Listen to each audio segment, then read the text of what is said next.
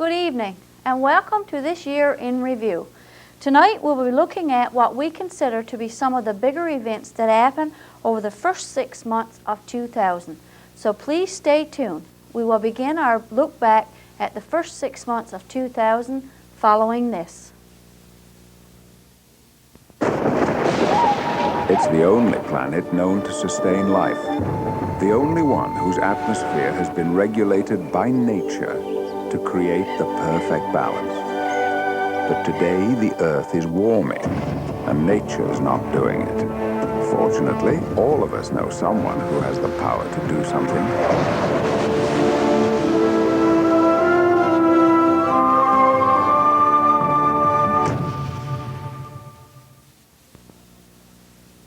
We begin our look back over the past year with a story about the public library. The library received funding from an unusual source. The Burgeo Public Library has received funding from the Bill and Melinda Gates Foundation. In April 1999, the Provincial Information and Library Resource Board was invited to apply to the Bill and Melinda Gates Foundation under the Gates Library Incentive for possible funding.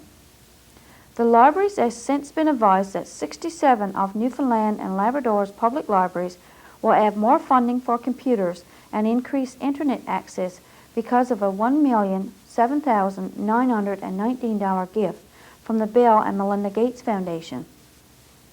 Microsoft Canada will donate software with a retail value of $239,000 to all libraries receiving foundation funding.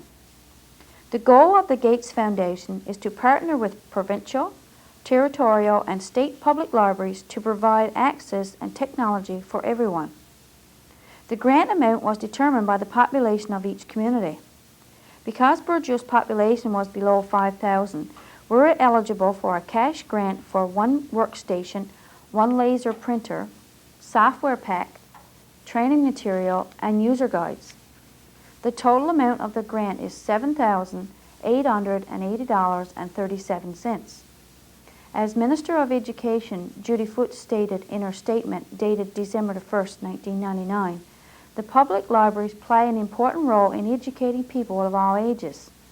This gift, combined with the library's ongoing incentives of providing public and student access to the Internet, will give more Newfoundlanders and Labradorians the tools they need to gain knowledge and find jobs in a growing information economy. In case you were wondering, Bill Gates is one of the richest men in the world. February is Winter Carnival month. Mr. Sandy Anderson helps to celebrate with some snow sculptures. On Monday of this week, we went to take a look at the snow sculptures Mr. Sandy Anderson had near his house. The sculptures were very noticeable from the road, and Mr. Anderson informed us that he has had quite a few visitors. This was a family project and done mostly because of his granddaughter, Kelsey Grant. She was the one who decided she wanted an elephant, which is her favorite. The two-headed monster is a character from the TV program Dragon Tales. This character is called Wheezy and Zack. Of course, the moose was Sandy's idea. We would like to thank Mr. Anderson for allowing us to come and film this work of art. They certainly did a fantastic job.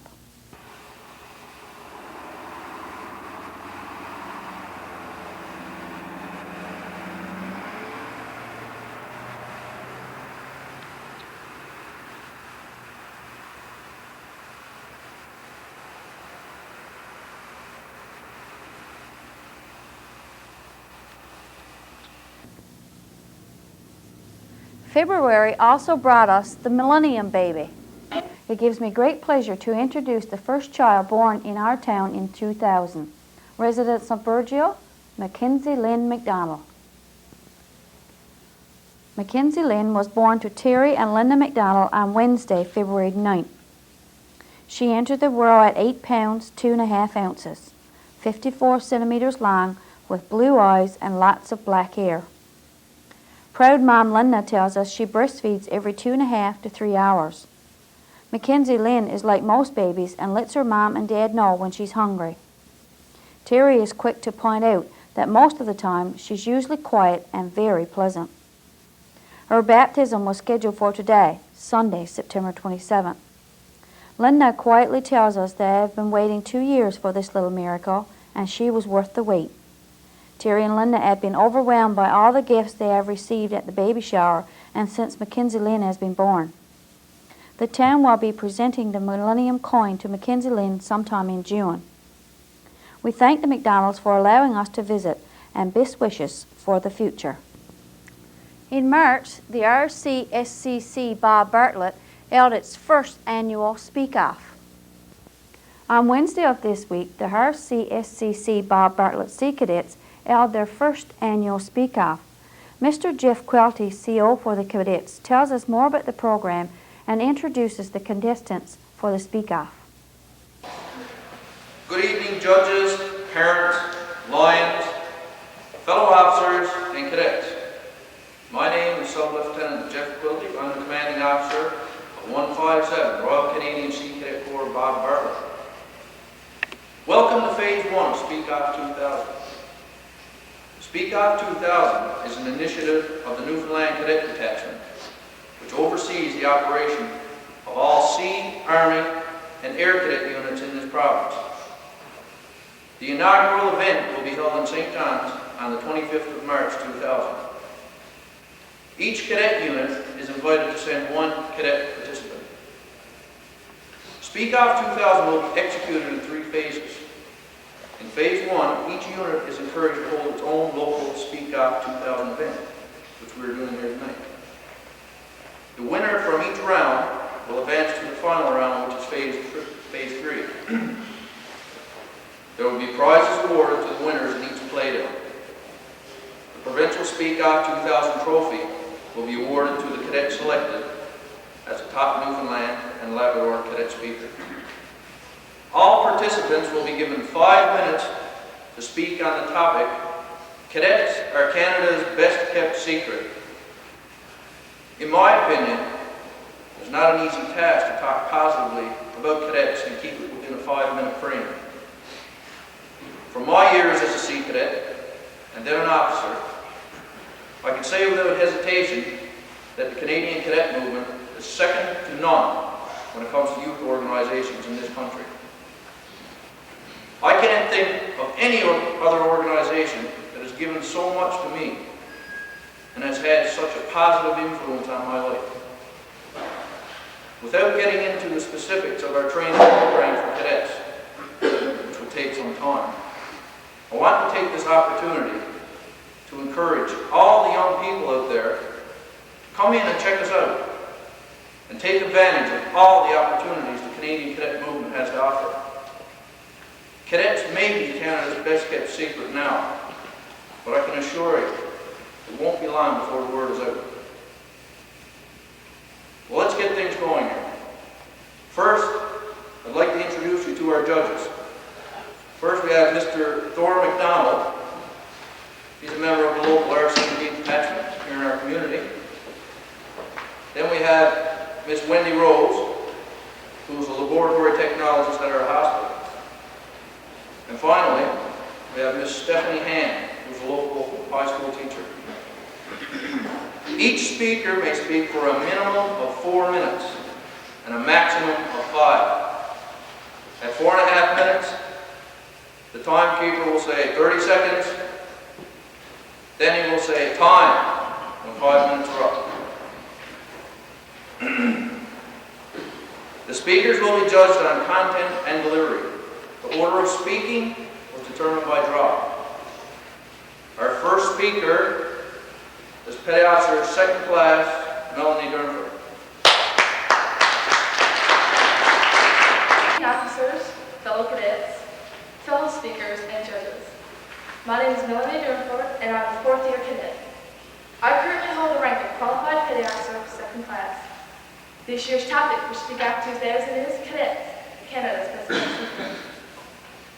Cadets are supported by the National Defence Department, and the Defence Department also provides employment or training to more than 75,000 young Canadians, more than any other organization in Canada. Cadets are challenged to develop leadership and citizenship qualities and physical fitness while learning skills that include sailing, first aid training, such as standard and emergency first aid. Good job there, Petty Officer. Our next speaker will be Petty Officer Kayla Washburn. Good evening, ladies and gentlemen, officers, and my comrades. Tonight's topic, as you already know, is cadets are Canada's best kept secret. Although the organization itself is fairly widely known, in fact that most people have heard of it, or probably even know someone in it, they probably don't really know what actually goes on at a cadet meeting, the opportunities it provides, or the influence it has on young people.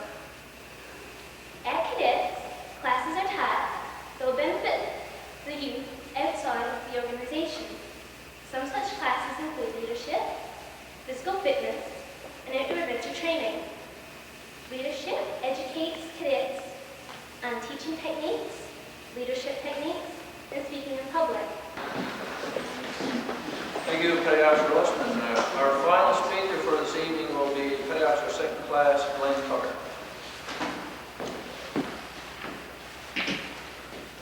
Good evening, judges, officers, and fellow cadets. The cadet organization can be a very positive influence on the lives of Canadian youth. It provides structure, friendship, and discipline at a time when many young people are trying to find themselves, trying to understand their changing bodies, and trying to figure out the direction they will take their lives. Cadets teach many important character traits, such as loyalty, dedication, confidence, honesty, and courage. But unfortunately, cadets is a secret to too many young people in Canada. Many young people outside of cadets look at this organization as one that's too strict, with no room for fun. They see cadets as all work and no play, and consequently, they avoid elite play. These people fail to realize that although cadets are more disciplined than most other youth groups, there's still time for enjoyment. Sports nights, camping trips, out-of-town visits, ride the crest competitions, and ordinary social life at regular meetings makes cadets really enjoyable. The judges had a very difficult job of picking a winner. Miss Stephanie Ann, the French teacher at St. John's Central High, announced the winners. And we had to pick one winner, and we decided that the winner would be Melanie.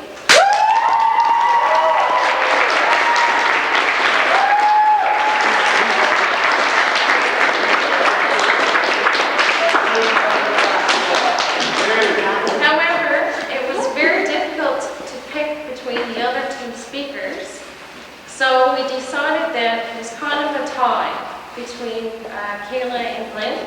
So we did not pick a runner-up as such. However, Mr. Quilty did say that if it so happens that Melanie could not make it to the speak-up in St. John's, and there probably would be another speak-up between Kayla and Glenn. Yep.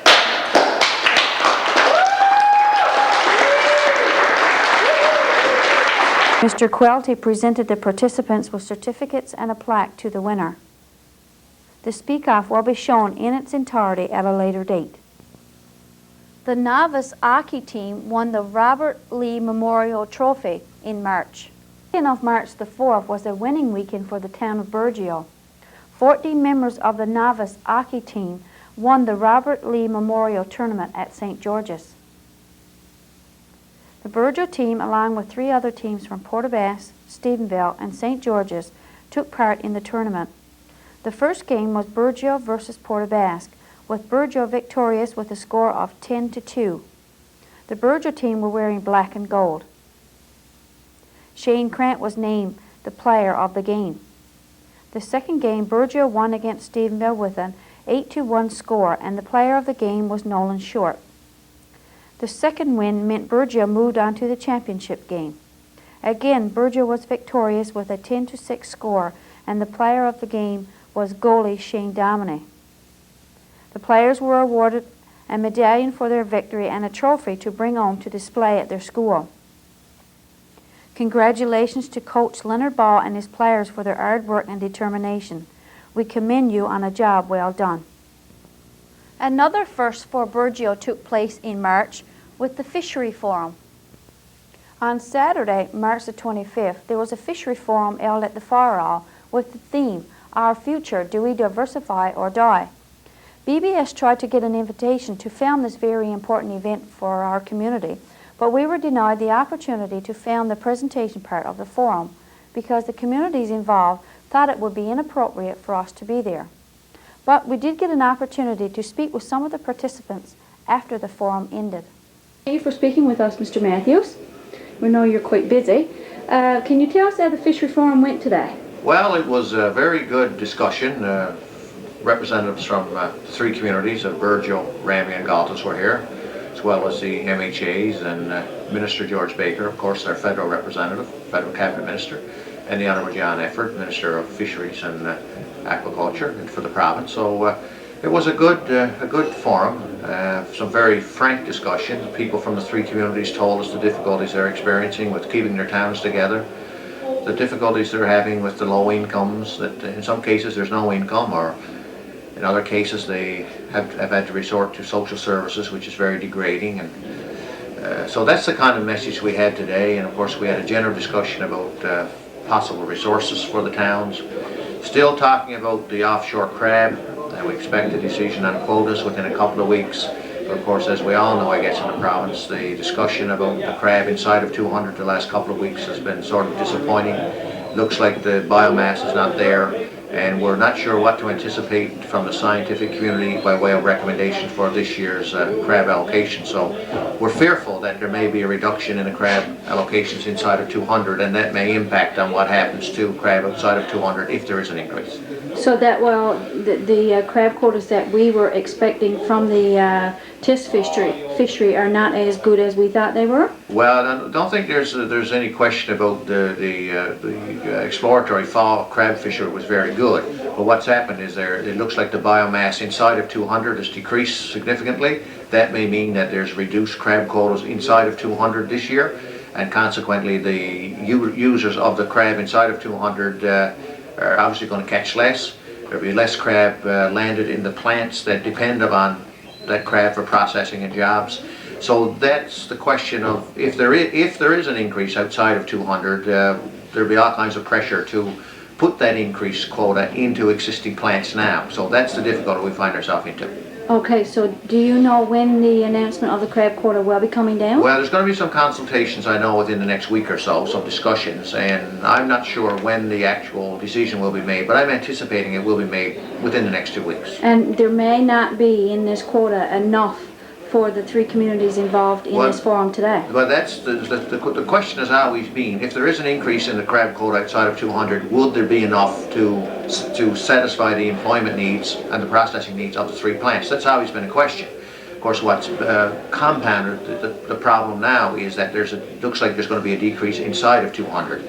And for the traditional users and harvesters of the crab inside of 200, there's going to be pressure from them that if there is more crab outside 200, that they're going to want some of it because they're getting less inside. Okay. And of course the plants that have been processing that crab that's caught inside, if they only get crab this year in a reduced form from inside of 200, it will mean less work weeks for them. So it's this couldn't have happened at a worse time for us in trying to address the issues for those 3 communities, because if the crab quota inside of 200 had stayed as it was, and there was an increase outside of 200, which we were expecting, then we had hoped to dedicate that increased resource outside of 200 to the 3 communities. Now, whether or not it would have been enough for the 3 communities depended on the amount of increase. And of course that would have been based upon the recommendations of the scientific community, and of course then the minister would have had the final decision. Our worst fear now is that the increase outside of 200 will not be as high as we expected, but in addition to that, those that have been fishing inside 200 and processing that crab are going to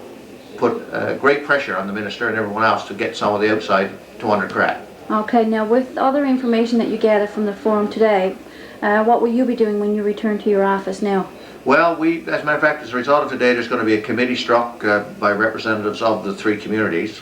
And we're going to look at, we're still pursuing the issue of crab outside of 200. We're still hoping there's some potential there to at least deal with 1, 2, hopefully 3, but maybe 1 or 2 of the communities to at least get them up and going. Of course, we won't know that till the decision is made, but we're hopeful. Then, of course, we had some discussion today about some redfish potential and some secondary processing of redfish. And as well, of course, we talked about some utilization of seal products. But that's what this committee will explore now, and Minister Efford has agreed to sort of take the lead on it as Minister of Fisheries for the province.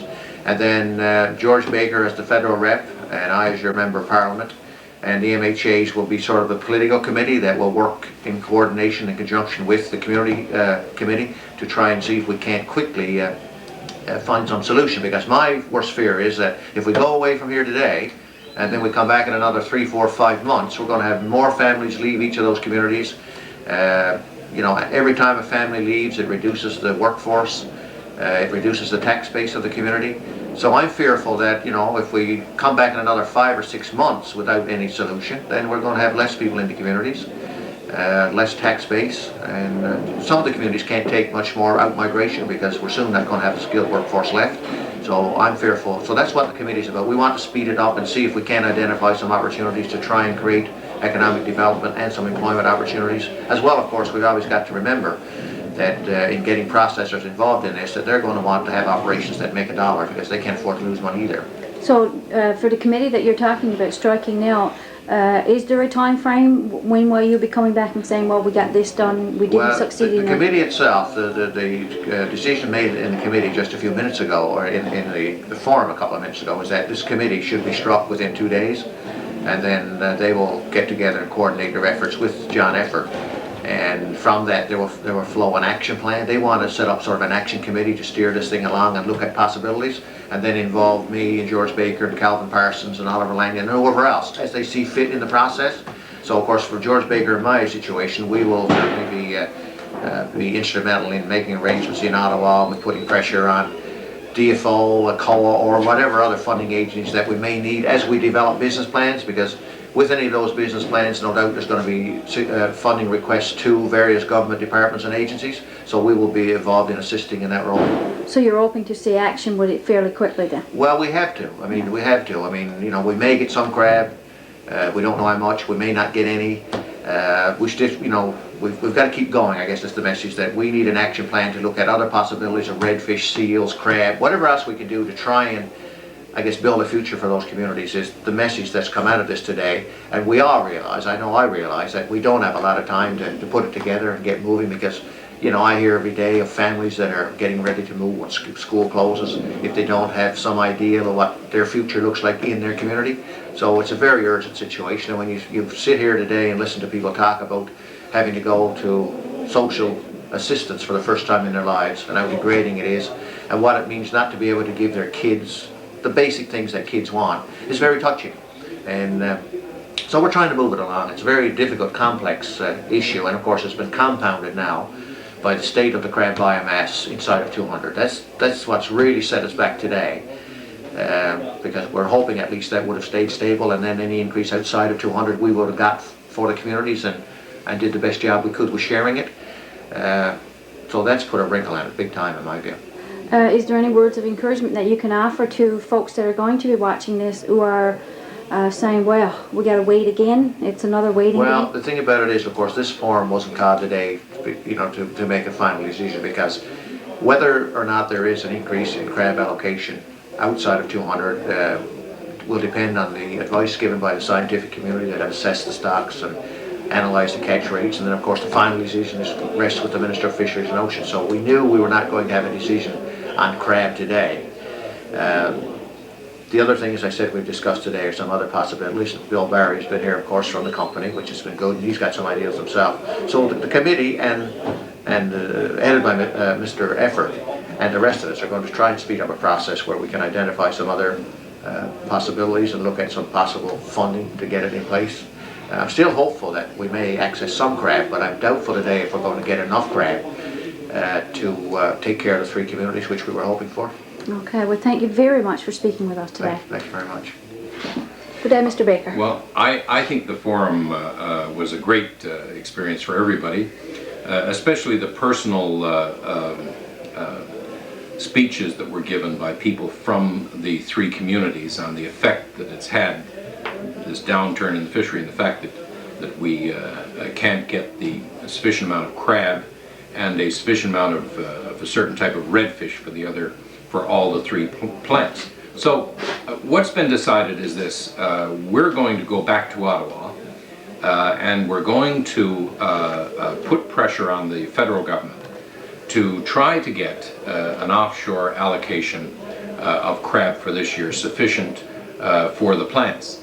The second thing that we're going to try to do is perhaps just as important, and that is to get financial assistance to put in the proper equipment to be able to process redfish so that it can be sold into the market. And the Bill Barry says that if we can find this money, and if we can get the quota of redfish, which is presently out in 3N and 3O, that hasn't been utilized. I mean, the only people who've utilized that redfish, really, in the last 10 years, the redfish we're talking about, are the foreigners. Now, just imagine the Japanese who fish that quota, who have fished it over the years, and here we are with a chance to secondary process that resource in Galtas and Ramia, for example, and to be able to do the offshore crab in Burgeo.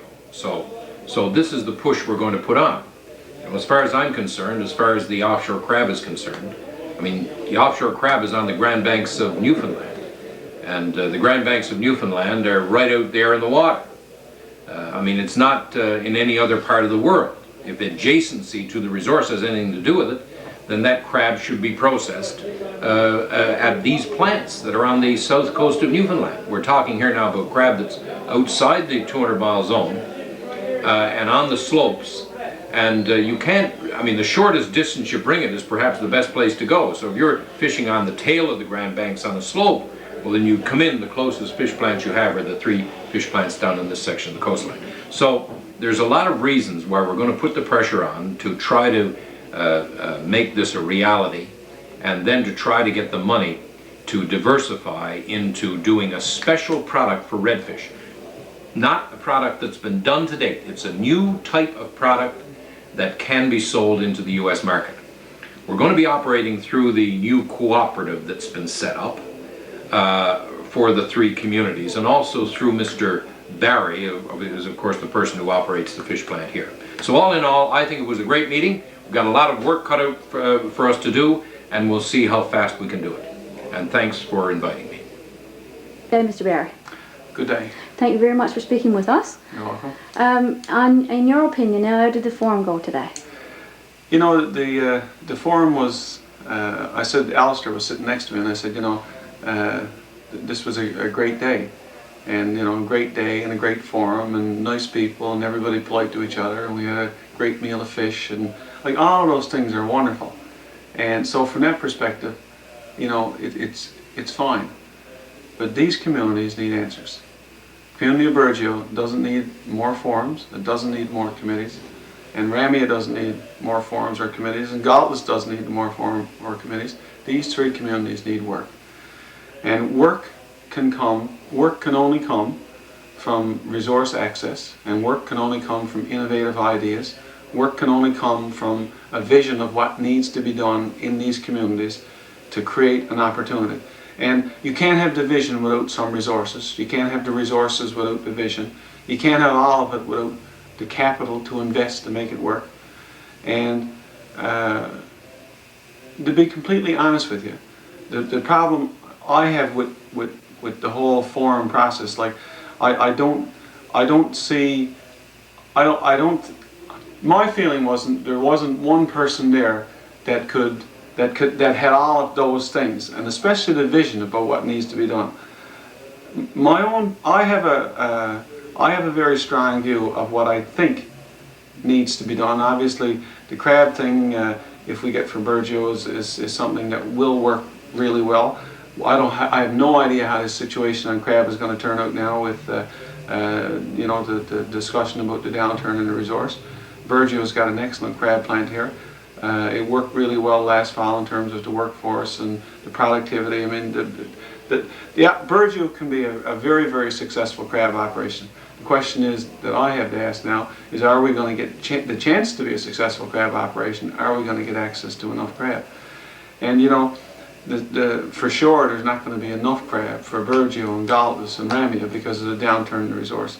But I think, you know, I mean, if we can get 2,500 tons or 2,500 to 3,000 tons of crab for Burgeo, and then we can supplement that with the inshore buy here, we can get some real activity back in the plant and get some viability.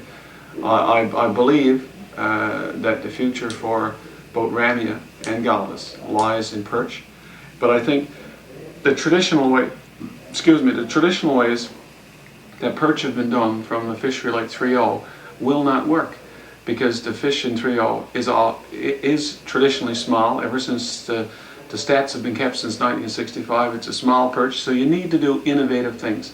To do those innovative things in these operations, you need significant investments.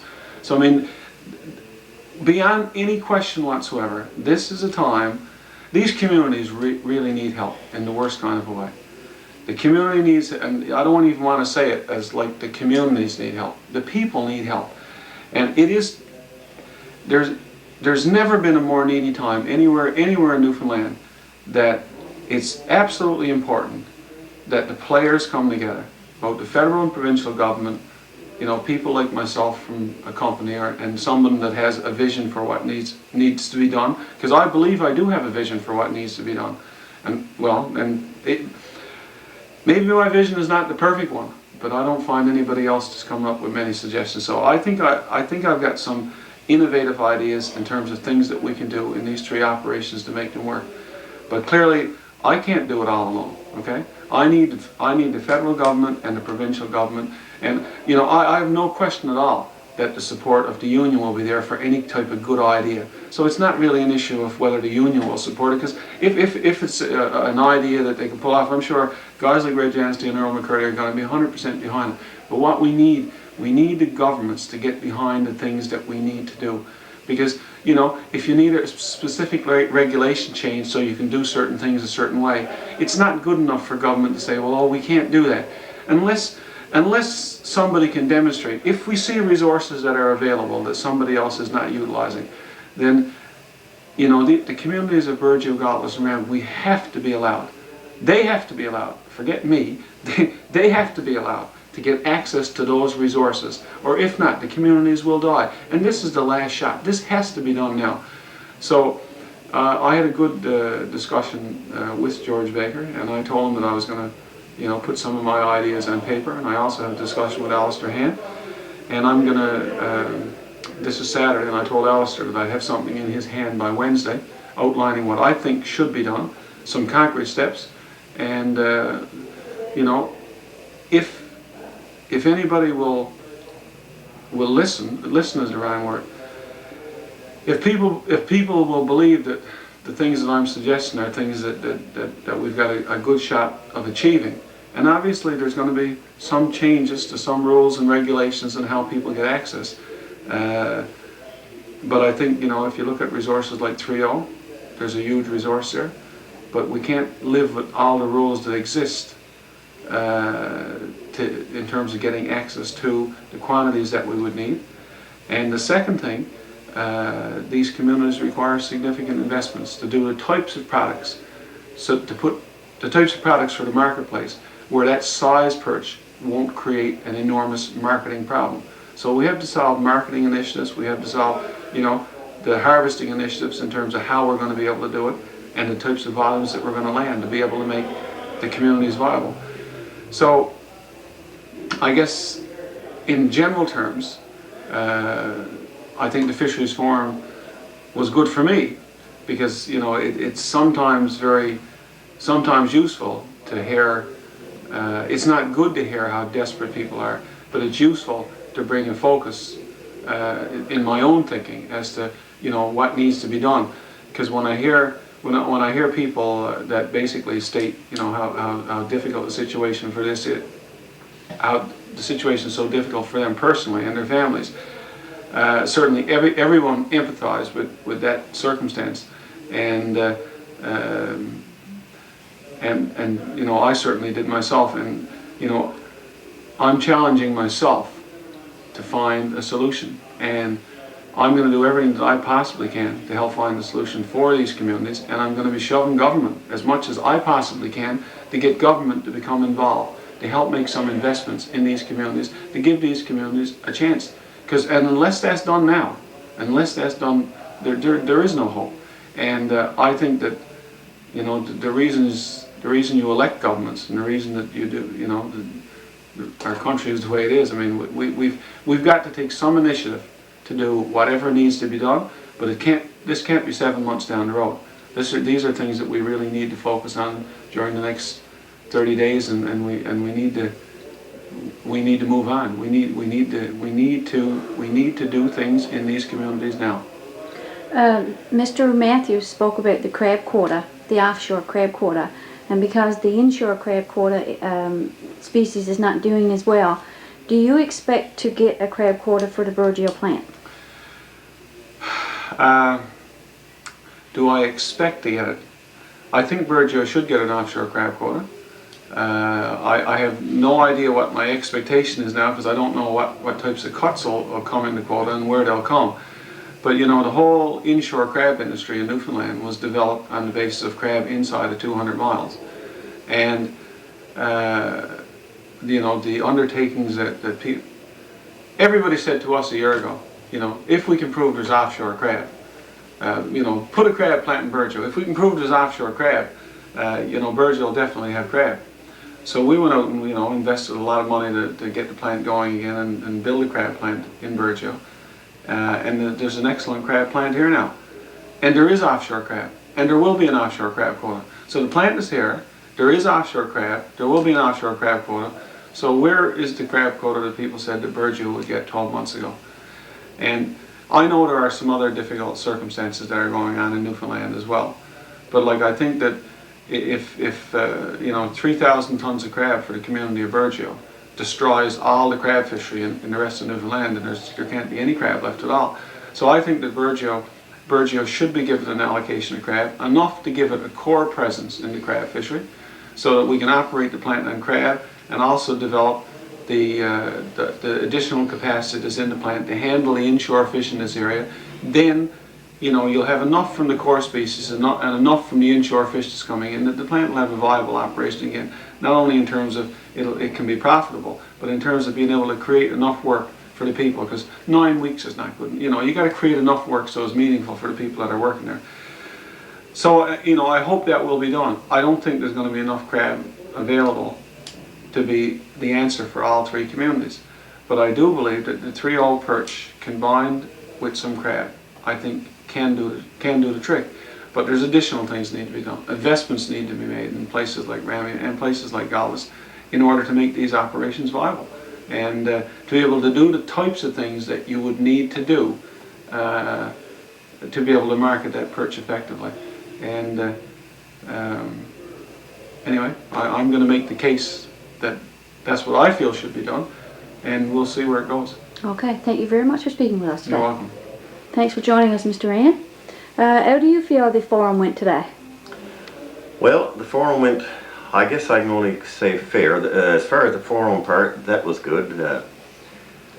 It really got Mr. Baker on side, and he's well clued in now on what our plight is down here on the coast. And of course, by having him informed and so on, well, that will bring it to the cabinet level in Ottawa. So on that part of the forum, from that aspect, I think we did a good job, and we were successful. However, I've got a lot of reservations as far as what the final verdict is going to be, and I didn't hear anything today that could lead me to be optimistic as far as crab. There is a cut in the quota coming down, I think it's next week, and I think Mr. McCurdy and Mr. Anstey were quite clear in that it appears to me anyway that if there is a cut on the inside the 200 mile, and if there is increases outside 200 mile, you're probably going to see the traditional crab plants pick it up. So on that part, I'm not too well pleased. So do you think, was it a waste of time? Did we gain anything at all? Was it, in your opinion, a waste of time? We just didn't... No, it certainly wasn't a waste of time. In fact, I think it was, we accomplished quite a bit in the sense that I think all the players here today, especially government, knows Mr. Barry probably better than they did before. And I think if there's answers to our problems, he's the man that got them. Before departing here today, he told me that he's going to have proposals in writing done for Ottawa by Wednesday, and I will be given a copy of his letter. And I think that's where the hope of getting our plants going again lies, within that operator. And I think he made quite an impression on Mr. George Baker and others that were here today. And as a result, they're going to get working as of next week, Bill Matthews and George Baker. And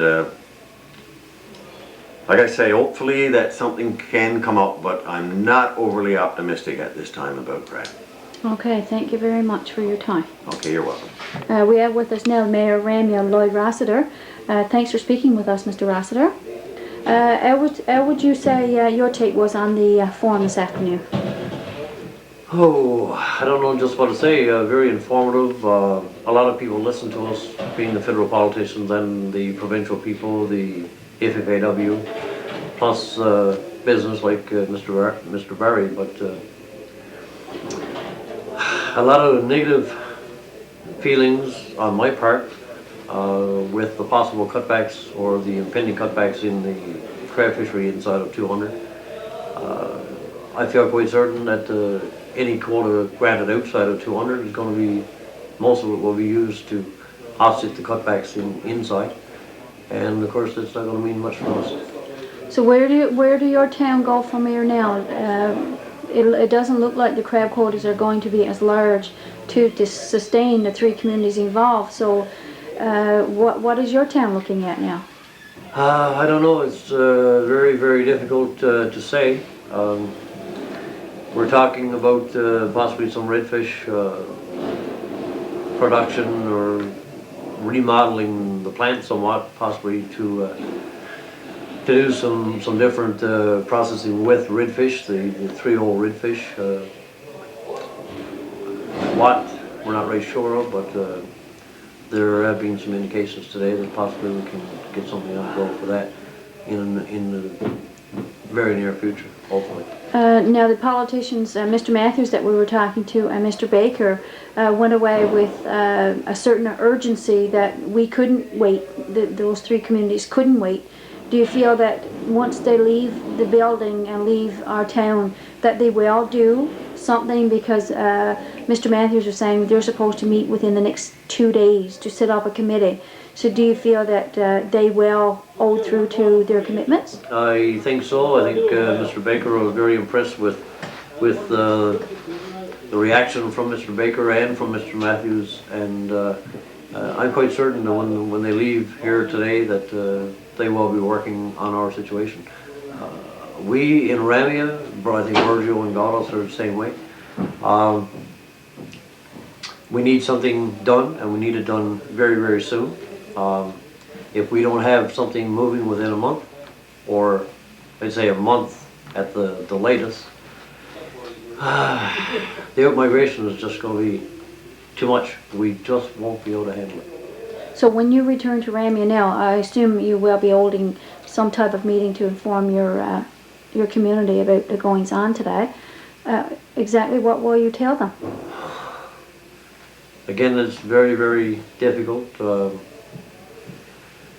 We've always been building up with the quota of the crab. It looks like it's not going to materialize.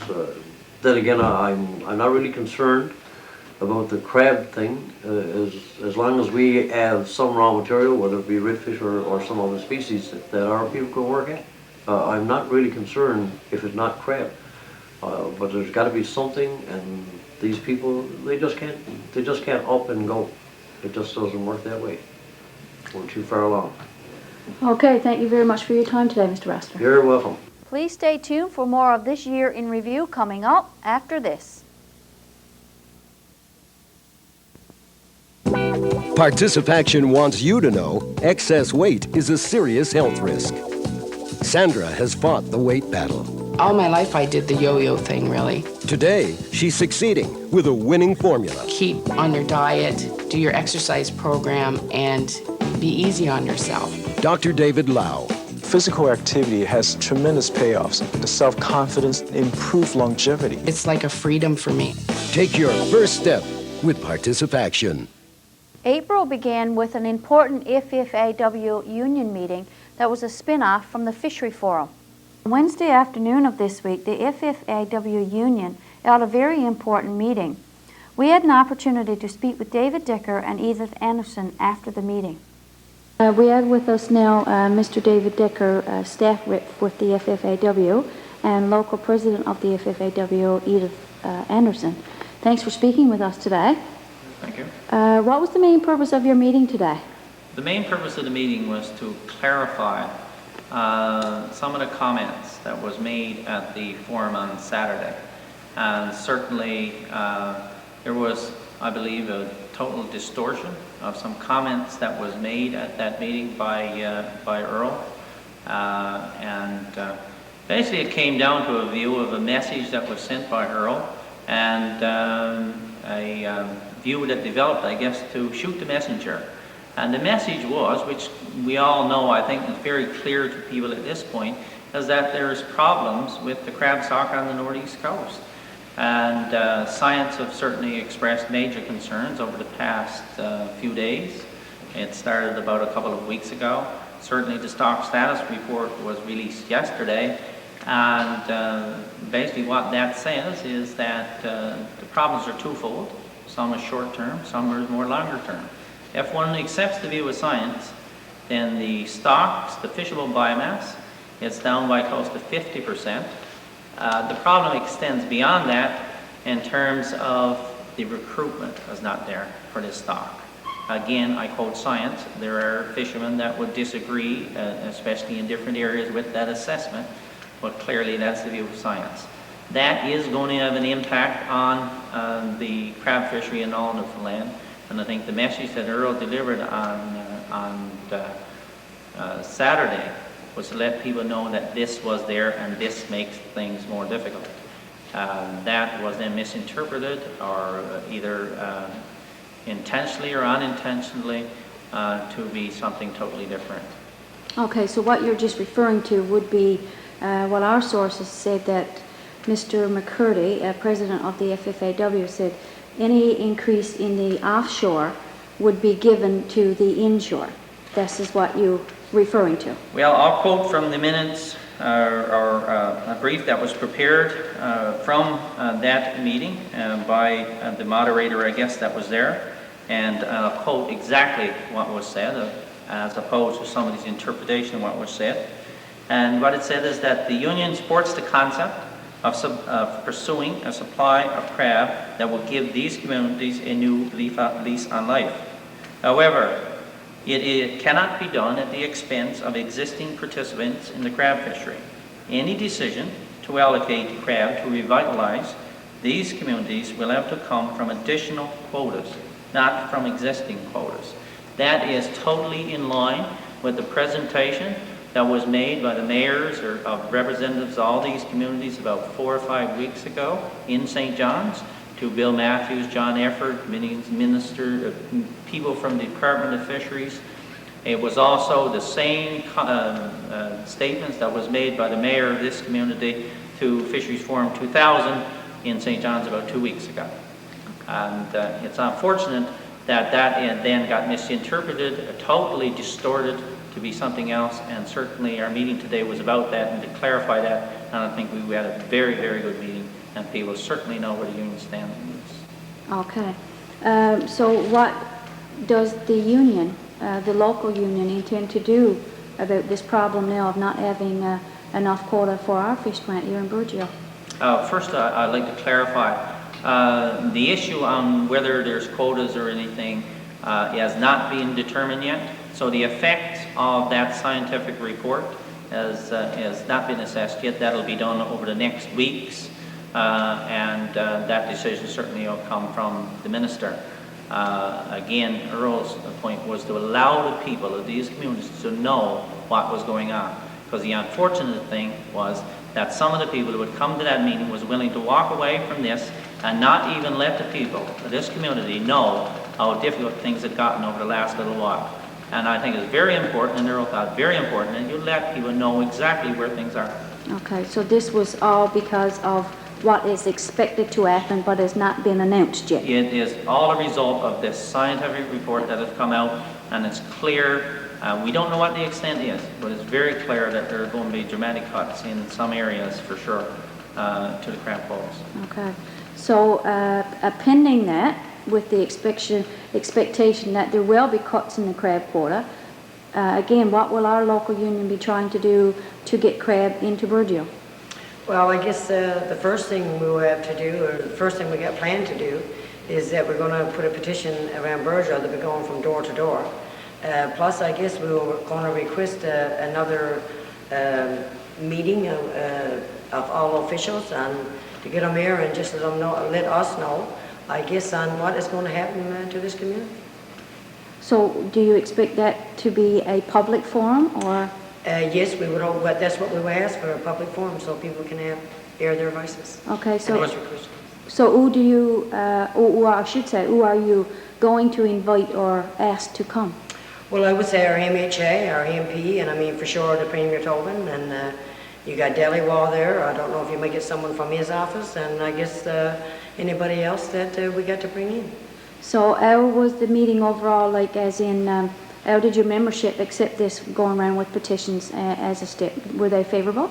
Yes, they were. As a matter of fact, I would like to thank those volunteers that will be going around, because those are the people who are going to get the names, and we need them as soon as we can. I encourage people out there, I mean in the town, in the community, because not only plant workers are depending on this, we're all depending on this to live in this community, so I encourage everyone to sign. Okay, Mr. Dicker, anything else you'd like to add? Well, again, you know, the form that was proposed here today, it's very important that it be open. Clearly, from the results of the meeting on Saturday and the misinterpretations that was placed in the comments was said, it's clear that these forms should be open and people should have a chance to see for themselves what people are saying and have a chance to question any comments that are made and clarify it, because this is just too important. I mean, the future of Burgeo obviously hangs in the balance of what's done over the next little while with regards to you know, these decisions with quotas. It's very important, I think, to get the people into this community to answer the questions from the people. The Premier of the province certainly should come here in this community and address the people. It's not good enough to take committees and always go to St. John's. The life in St. John's is totally different from the life here in Burgeo, and to get a full appreciation for the difficulties there, I think it's important to come here and speak to the people and listen to the people. Okay. When you get a date or some other information as to when you'll be having this meeting, please let us know. Okay? And thanks for speaking with us today. Thank you. The LOBA made a special presentation to one of its members in April. On Tuesday of this week, the LOBA invited us to the Calder Healthcare Centre for a very special presentation. Sheila Oxford, worthy mistress of the LOBA, along with Secretary Betty Strickland and Treasurer Joyce Green, presented Mrs. Eva Brown with her 60-year service pin.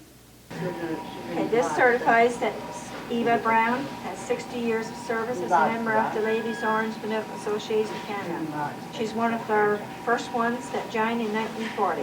Congratulations. Thank you. Sure did your part. I've done what I could. Thank you. Bye. It was 60 years ago, on April the 11th, 1940, that 15 ladies from our community joined the LOBA with the help of their sisters at Port-au-Basque. Mrs. Brown was one of these ladies and the only surviving member of the group. Mrs. Brown will celebrate her 87th birthday on December 31st, 2000. Mabel Brown stated that this was quite an honor for her mother to be receiving her 60-year pin. The lodge is still very important to her mother, even though she can't attend any of the functions. Mrs. Harriet Lushman will also be receiving her 60-year pin as well. Congratulations to you both. May brought with it the Coastal Growers and the Greenhouse Project. On Wednesday of this week, we visited the Greenhouse Project to see how things were progressing. This is just one of the greenhouses the Coastal Growers are hoping to construct in Burgeo. With this pilot project, the coastal growers are hoping to prove that greenhouses are a viable asset to our area. Leonard Porter explains to us the first steps in the growing of greenhouse tomatoes. We start off with these. We put 50 in a tray, plastic long tray like this, and they add 2 quarts of water. After they'll soak the water up, and you get this kind of a thing. Then you plant the seeds.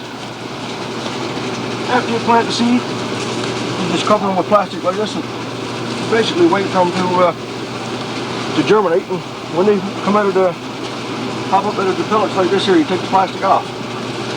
From there, you fill these pots with the same mixture as is in the bags here, and you put these pellets in the pots. And from there, you just go and put them in the bags, and they stay there until you're finished with them at the end of the grow season. After all the tomatoes are picked and so on, and you terminate the plants. Okay. So you get no transplantation shock at all. They start from the seeds in these pellets, and they stay there right through the duration of the plant. Okay. So your pot is biodegradable too, eh? The pot is peat. It's the same as what's actually in the bags. Okay. And so is the pellet. Actually, this is the same thing.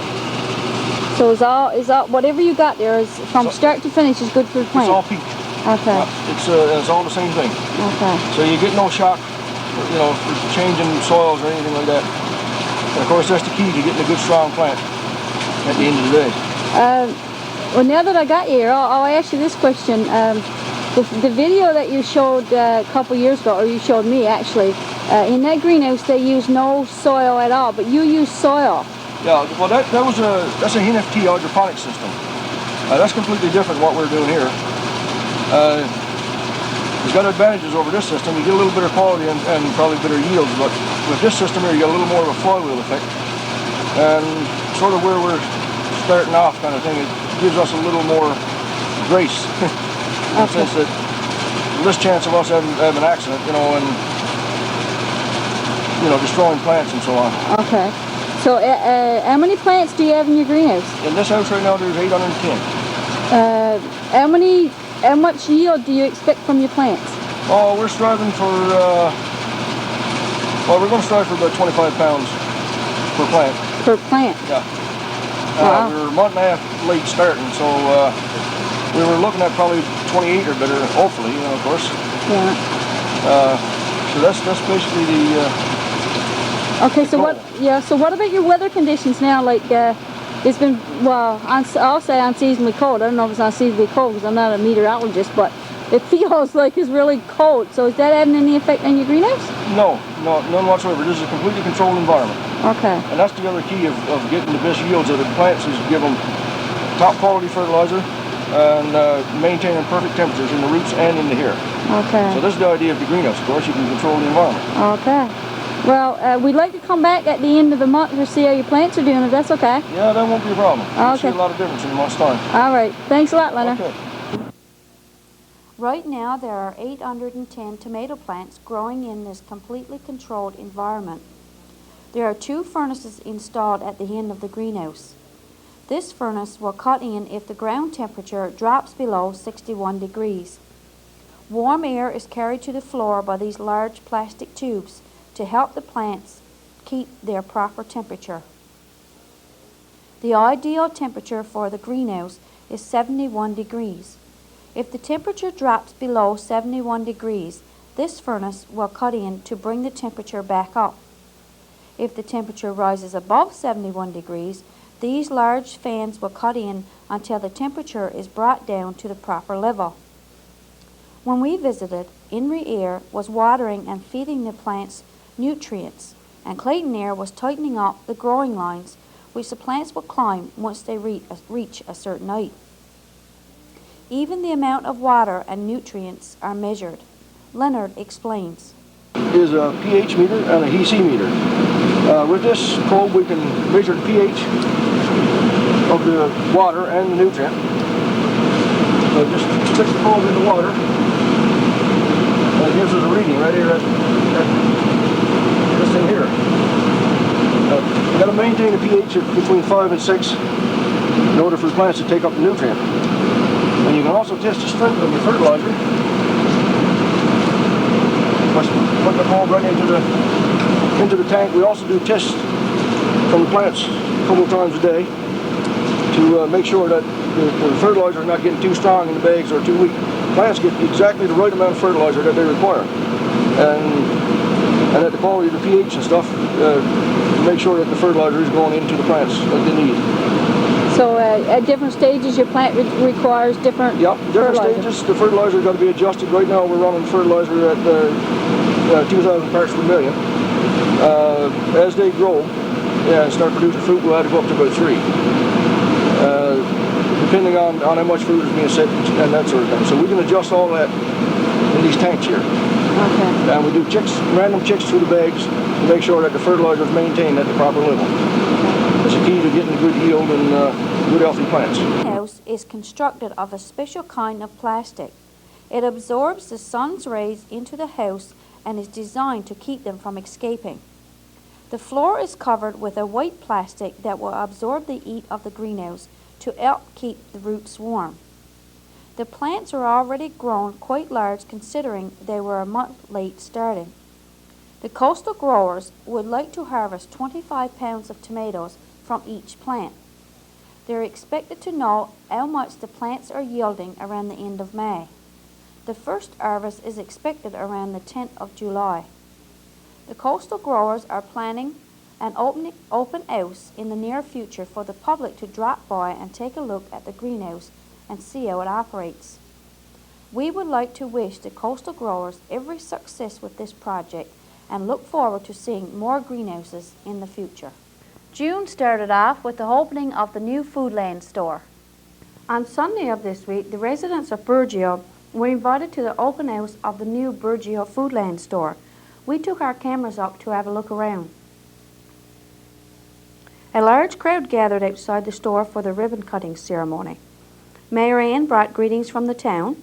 Our MHA, Calvin Parsons, was on hand to offer his congratulations.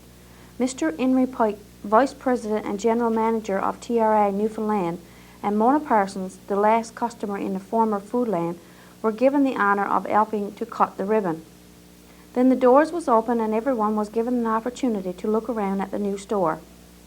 Residents took their time looking around the wide aisles, which gives the customer more room to move around, and the well-stocked shelves offers a wide variety of products to choose from. There is also an impressive produce department, meat department, and the bakery seem to draw the biggest crowd. The new Foodland store opened for business on Monday, June the 12th. We congratulate Mr. Ingram and his staff on the new store and wish them every success for the future. June also brought with it more problems for the fishery. This time it was shrimp. On Thursday of this week, the town of Burgeo held a demonstration in protest of the expected shrimp quota allocated to PEI. We attended the demonstration and spoke to our MHA, Calvin Parsons. Yes, good morning. I'd like to welcome you all here this morning. And I guess it's no stranger for you people to protest in Burgeo. Over the past number of years, we've seen a lot of action taken to try and activate our plant, trying to get some raw material to produce here in this community, keep this community alive and keep our people at home. And over the last few years, Mayor Han, the Action Committee, the Union Committee, and other people have put a lot of time and effort in trying to get some material to process in this plant. Now, over the last day or two, we've heard that there is a resource of northern shrimp that is available, and the possibility is that this resource could be going to PEI. The Federal Minister Dollywall will make his announcement at 1 o'clock Newfoundland time today, and we want to make sure that he gets the message that we are opposed to any resource going out of this province. Why our communities is starving. Dying communities around this province, and Burgeo is one, and we want to make sure that Mr. Dollywall, before he makes any move, puts some resource in this community so we can survive. And I want to say here today, I'm prepared if you are to join with Minister Efford and Brian Tobin on all-out war on Ottawa if this is announced for PEI. Do you agree?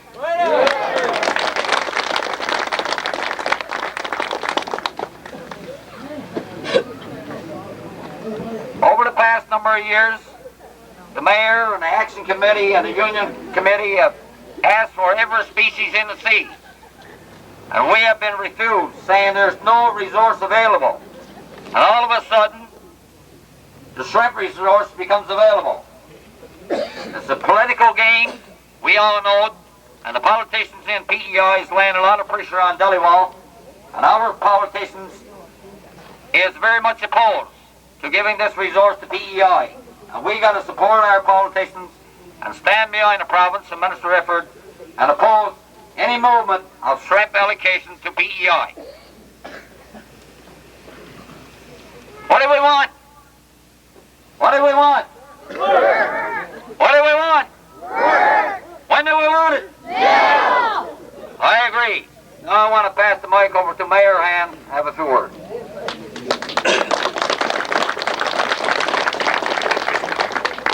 Good morning, ladies and gentlemen. This morning, I somewhat reluctantly come here because I sometimes wonder if we're not fighting someone else's battles. It seems like that's what I've seen in the past.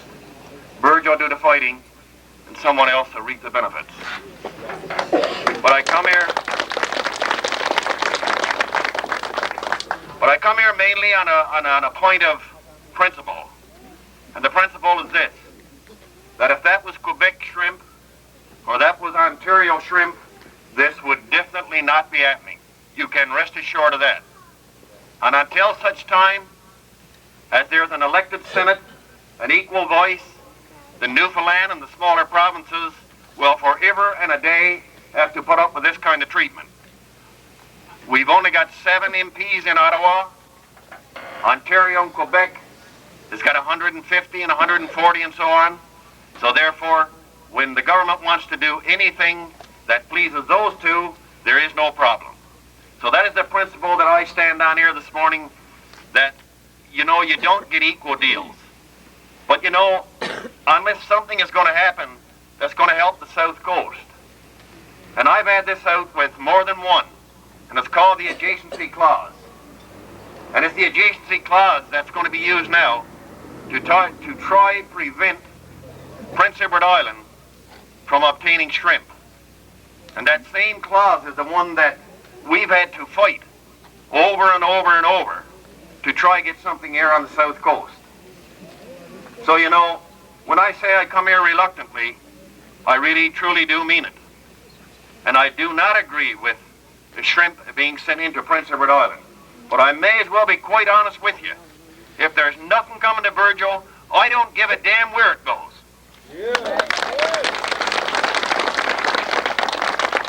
So who's ever going to lead this fight, and I'd like to see the people in St. Anthony, Port au Soir, and the plants that's benefiting from shrimp, what are they doing this morning? Working. I bet they are. I didn't hear one of them on last night. So therefore, that's where I differ a little bit. However, I support you in trying to support the minister in fighting this fight and having our voice heard. But I've got to say at the end of the day, you know, there doesn't ever seem to be anything for this town. So if we come here today or we go to St. John's or they want a group to go to Ottawa, I hope when we start going that they're coming from the other towns as well. And the towns that have benefited from crab and so on. Because Burjo sure as hell haven't benefited so far. So we'll do our fighting, but I think we got to have some backing with us. And I'm sorry I'm not delivering the message that probably Mr. Efford wants to hear this morning or anybody else. But if there's nothing for Burjo, I honestly got to ask you to tell them to take it and stick it and send it wherever they want to.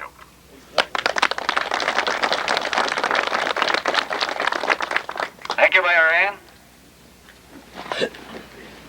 Well, I'm not going to delay you much more, but we had to get this on the go this morning because if we let this pass by without opposing it, then certainly it is not going to say much for us as well. So we got to keep up the fight every opportunity we get. We got to oppose any move, resource going from this province, and we got to try and sustain some resource for this community in whichever way we can. Thank you all for coming out. On our phone with us today, our MHA Calvin Parsons, and his reaction to the expected shrimp quota allocated for PEI. I'm Mr. Parsons. Good morning. Yes, how are you today? Great. Yes. I should say I'm feeling good personally, but not very good when it comes to this announcement. Yes, we'd like your reaction if you don't mind, please. Well, it's quite obvious that Mr. Dhaliwal has very little care and concern for rural Newfoundland, at least. The proposal apparently will call for northern shrimp quota, which is adjacent to Newfoundland, to go to a Prince Edward Island consortium. And as everybody's aware in Burgeo, we've been fighting for the past 2 or 3 years to keep the town of Burgeo alive. Since the collapse of the fishery, of course, there's been very limited viability in the community. We thought we had our savior in offshore crab, and DFO, in their wisdom again last spring, or this spring, decided that they were going to axe the offshore crab quota based upon inshore science. That was devastating enough. We've been working since, the mayor and the committee in town, and Bill Matthews and myself, with DFO, hoping to get some other resource, because that's the bottom line for Burgeo plant. We need a resource that we can process. And I would think the people of Burgeo aren't too concerned whether it's crab, redfish, or whatever it is, but it must be something that can sustain the population that we have there in terms of employment. We've been at DFO ever since the offshore crab was shut down on us in the spring, trying to look for this extra resource. We haven't got a response. And here we are now. We hear that Mr. Dhaliwal is going to make an announcement giving some Newfoundland shrimp to another province. I mean, this is just totally unacceptable and inappropriate. I'm pleased to hear that the MP, Bill Matthews, is opposed to it, and I heard him on the media yesterday and again today saying that he's certainly going to have his words with Mr. Dhaliwal and the DFO bureaucrats and officials, and I hope he's successful as well, because he's the guy who's up there on that scene in the federal government where these decisions get made, and I'm fully supportive of him in his efforts to have, if not the PEI decision reversed, certainly a positive decision to be made in favor of southern Newfoundland, and particularly for Burgeo. I mean, it's just exasperating.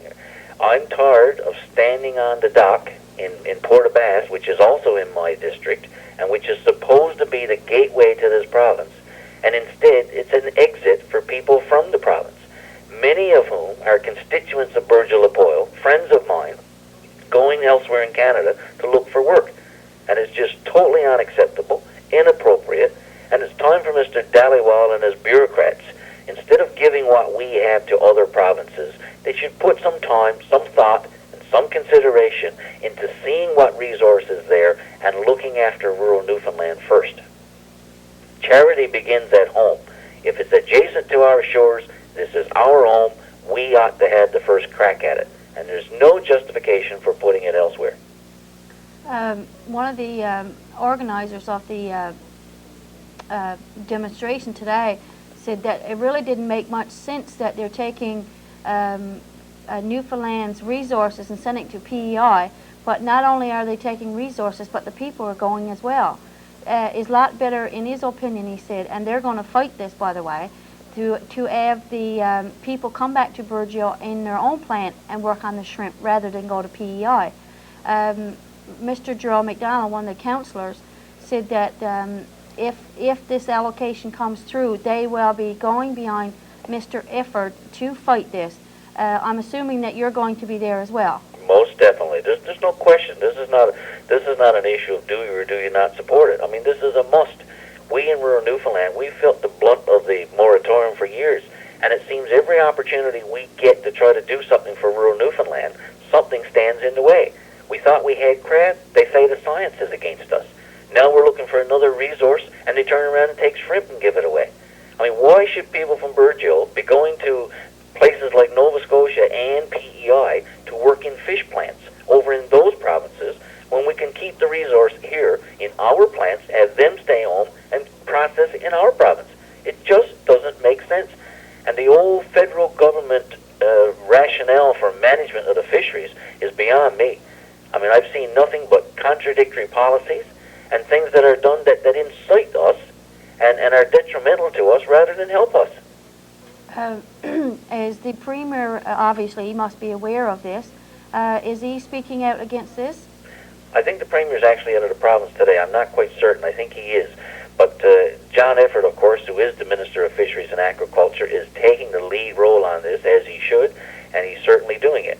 And he's making it quite clear to Mr. Dhaliwal that the gloves are off. Enough is enough. I mean, cooperation is one thing. Everybody try to help everybody out and do things in a consensus way and a partnership way to help everybody.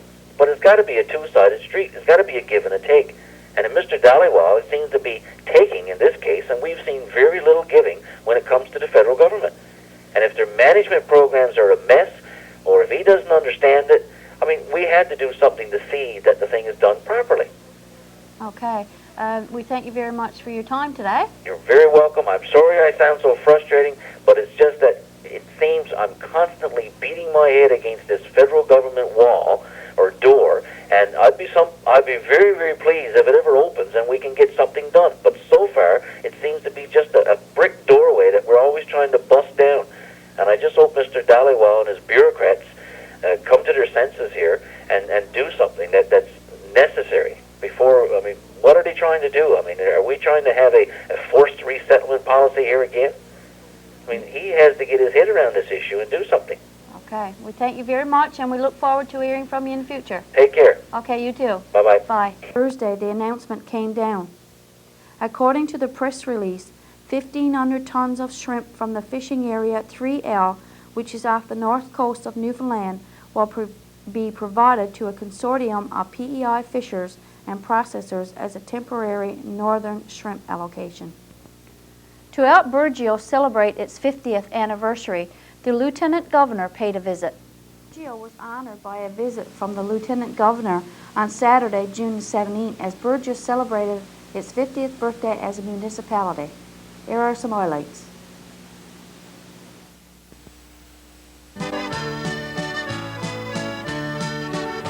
When I was a young girl, scarcely 16, thanks to my parents, lots of places I've seen, but never a place that I love as well as my Burgeo home 'neath the maiden tea hill.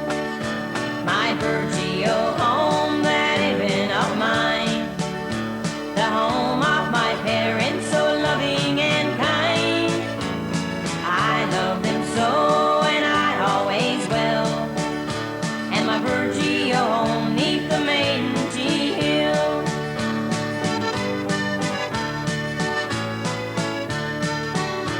The harbor so pretty in the morning sunshine, as the seabirds and robins their sweet notes entwine.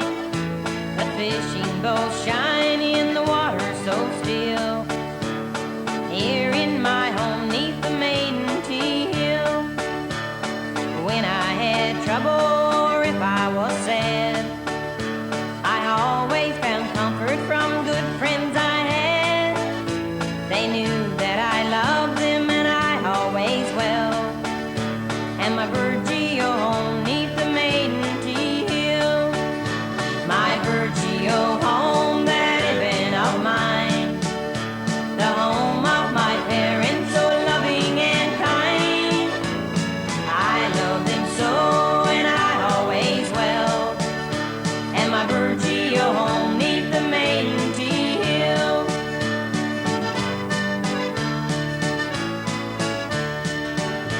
With her fishery failing, I may have to roam. Dear God, how I'd hate to leave my dear home, but each night in memory, sure I'll see it still. My Burgeo home 'neath the maiden tea hill.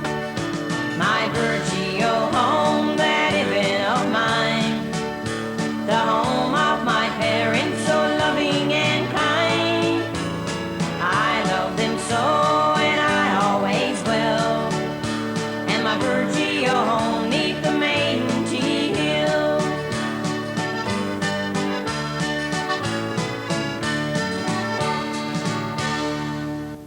June also brought an end to the life of the building known as the A.J. Matthews Elementary School. The kindergarten and grade 6 class are the last students to graduate from the school. On Monday of this week, the A.J. Matthews Elementary School hosted another very successful kindergarten graduation. Parents, teachers, and friends gathered at the A.J. Matthews Elementary School gym for what will probably be the last kindergarten graduation ever to be held at this school. This is also the first class of kindergartens for the millennium. The students entertain their guests with songs, nursery rhymes, and a short play.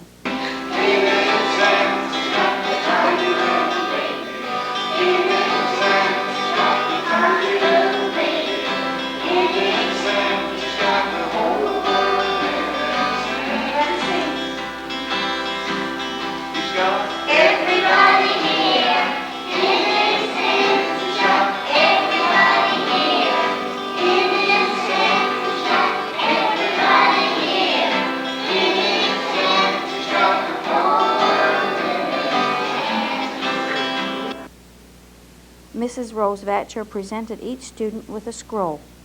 Congratulations to the students on their achievements and best wishes for the future.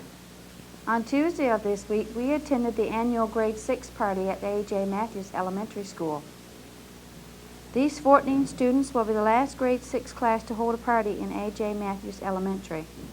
Mr. Vatcher welcomed everyone, and Mrs. Benoit spoke to the students, congratulating them on their achievements and wishing them every success for the future. Gina Billard and Monica Patriquin entertained their guests with stories about their class's adventures while in the elementary school. The students then proudly showed off their musical talent, providing a wide variety of music. After the entertainment, the students had a dance, and later in the evening, the parents served them pizza. We would like to wish the Grade 6 class every success in their future endeavors. Stay tuned for more of This Year in Review coming up after this. Participaction wants you to know excess weight is a serious health risk. Dr. David Lau. The more overweight you are, the more likely your lifespan is shortened. These people have never met each other, yet they share a common challenge. You start going through the dieting game, and I would lose weight, gain weight, lose weight, gain weight. I can't pass a pastry display without, oh geez, I'd love to have one of those. Excess weight contributes to heart disease, diabetes, and high blood pressure. Sandra and Dave are succeeding by reducing their weight. So we think more about if we want to enjoy the next 20 years, what is it that we have to do? They're taking the first steps, getting active, making healthy food choices, and talking to their doctor. We do live longer if we engage in regular physical activity. It's like a freedom for me. When you feel good about yourself, everything in your life seems better. Probably it's the greatest benefit of all. Take your first step with Participaction. That wraps up our look at This Year in Review Part 1. Be sure to join us next Sunday at 7:30 p.m. for the second part of This Year in Review. For This Year in Review, I'm Marie Rose. Good night and God bless.